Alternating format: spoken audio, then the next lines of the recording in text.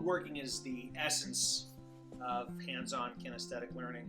Many landmark students have really strong visual spatial intelligence, which they may not have ever recognized before heading into the shop and putting tool to wood.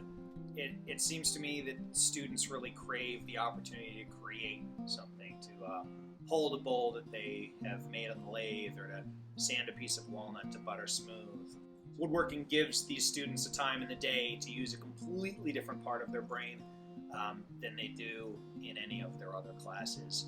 And it's really refreshing, I think, to them, because how well they read or spell is completely irrelevant to how well they can, for example, lay out and execute dovetails.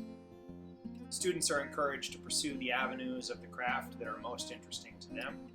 That could be making bowls, or working on boats, or carving signs, or building furniture. And as long as they continue to challenge themselves in that particular area, I consider them to be succeeding.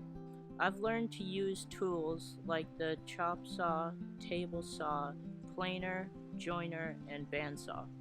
In woodworking, I have made a chest of drawers, longboards, and a table. I've learned through working in the woodshop that I am capable of more than I thought.